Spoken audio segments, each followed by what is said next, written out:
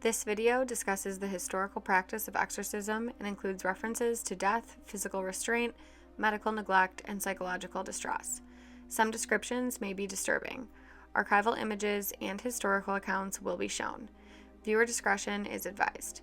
If you are sensitive to discussions of trauma, religious abuse, or graphic historical material, please consider whether this content is right for you before proceeding. Exorcism is often portrayed as a dramatic confrontation. A priest, a possession, a battle between good and evil. But the real history of exorcisms is far quieter, far sadder, and far more complex than what popular culture suggests. Today, we are stepping away from fiction and into documented history. This is the dark history of exorcisms. For thousands of years, humans have struggled to explain suffering that had no visible cause. Seizures, hallucinations, extreme mood changes, dissociation, and psychosis were terrifying long before modern medicine could identify them. When explanation failed, belief stepped in. Across cultures, possession became a framework for understanding pain that felt external and uncontrollable. Exorcism developed not from cruelty, but often from desperation and a sincere desire to help. Families wanted relief, communities wanted order, religious leaders believed they were acting in the best interest of those suffering, even when their methods were extreme or even harmful. And yet, despite the good intentions of those performing these rituals, the consequences were sometimes tragic. Long before Christianity formalized exorcism rites, ancient societies believed illness and distress could be caused by hostile spiritual forces. In Mesopotamia, they performed rituals intended to restore balance between the sufferer and the spirit world, combining prayer, incantation, and early medicinal practices. In ancient Greece and Rome, possession was often associated with divine punishment or imbalance. People experiencing epilepsy, or what we now recognize as mental illness, were frequently restrained or isolated, not out of cruelty, but out of fear and a belief that they were being protected or healed. These early traditions introduced a pattern that would persist for centuries. When suffering could not be explained, it was externalized, and the person experiencing it often lost agency in the process, while those performing the rituals truly believed that they were helping. By the Middle Ages, Christian theology had fully integrated the concept of demonic possession.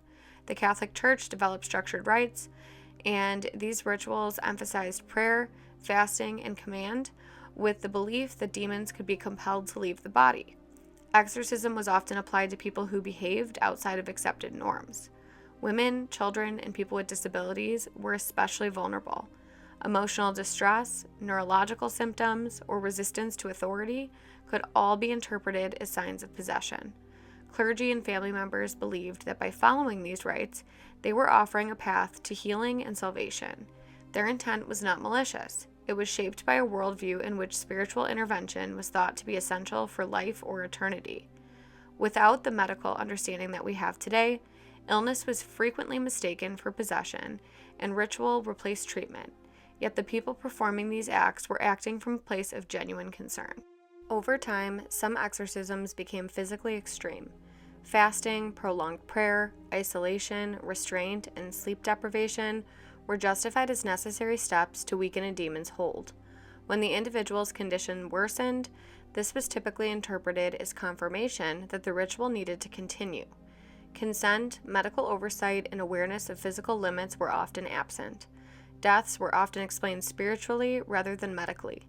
Yet it is essential to recognize that the people performing these rituals believed in the necessity of their actions. They were attempting to help, not harm, guided by conviction and faith rather than understanding of human physiology or mental health.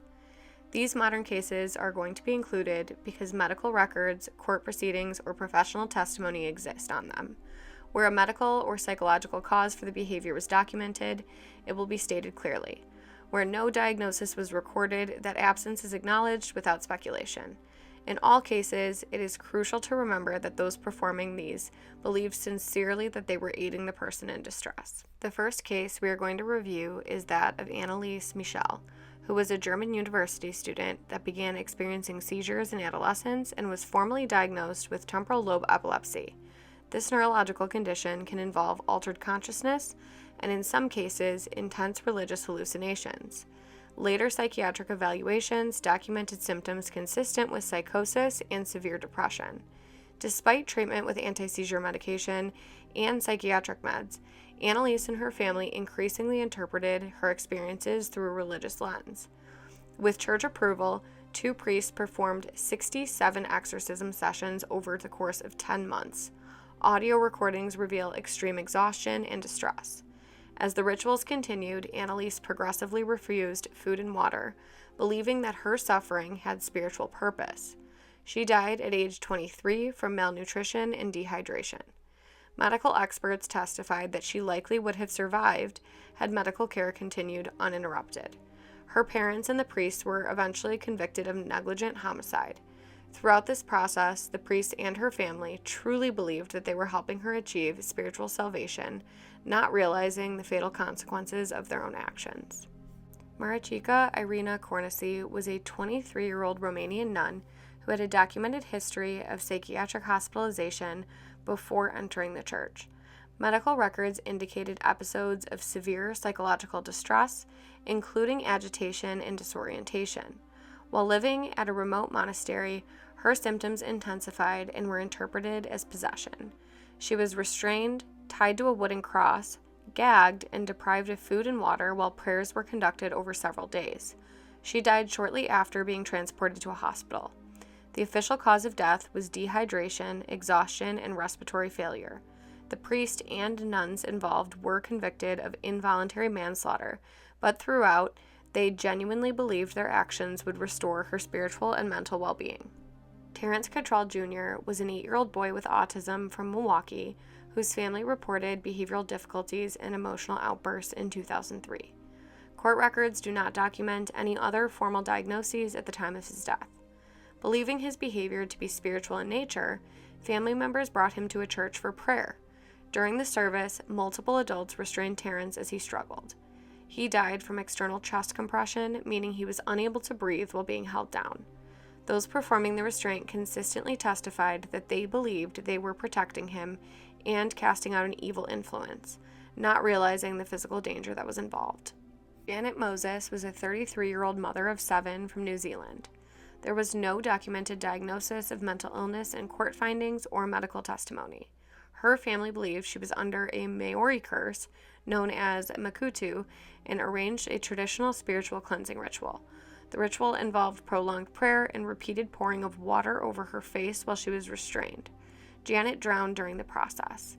Family members were convicted of manslaughter, but they consistently stated that they believed the ritual was necessary to save her spiritually and culturally, intending to help her rather than harm her. In California, during the mid-1990s, Kyung Ah-ha was a young woman diagnosed with schizophrenia, a psychiatric disorder that can include hallucinations, delusions, and disorganized behavior. Members of her Pentecostal church interpreted her symptoms as demonic possession. During a prolonged exorcism involving physical restraint and beating, she died from blunt force trauma. The church members were later convicted of manslaughter. The participants testified that they truly believed they were freeing her from evil, highlighting the tragic intersection of belief and untreated mental illness. The following year, Kyung Jae Chung, who also had a documented diagnosis of schizophrenia, died after being subjected to physical force during another informal exorcism, underscoring the same pattern. In response to cases like Anneliese Michel, the Catholic Church revised its formal approach to exorcism in 1999. The revised rite requires that exorcisms be authorized by a bishop, performed by trained priests, and preceded by medical and psychological evaluation to rule out mental illness. Exorcism is explicitly not to replace medical treatment under these rules. These rules apply only to sanctioned Catholic exorcisms, however. Many modern deaths occur during informal rituals conducted by prayer groups, independent ministries, families, or cultural traditions outside institutional oversight.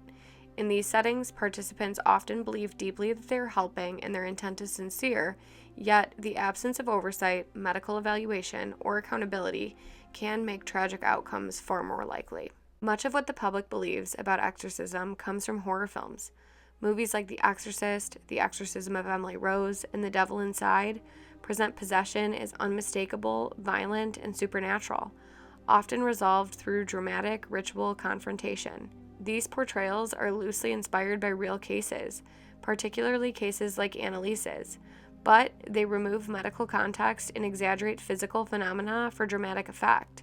Mental illness is rarely explored seriously, and suffering is framed as proof of evil rather than of real human struggle. Horror films reinforce cultural expectations that extreme behavior must have a supernatural cause. This influence matters because it shapes how families, communities, and even religious leaders interpret real human suffering, sometimes encouraging interventions performed in sincere belief, but without safety or medical knowledge. The dark history of exorcisms is not simply a story about demons. It is a story about misunderstood illness, fear overriding care, and the consequences of certainty without safeguards.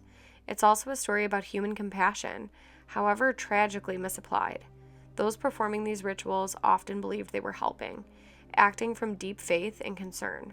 Recognizing their intentions does not erase any of this harm, but it does add a layer of complexity to our understanding of this history. As we explore the paranormal, these histories remind us that curiosity must be grounded in compassion, evidence, and responsibility. The most important question is not whether something is supernatural, but whether the living people involved are being protected. Until next time, stay curious, stay critical, and stay human.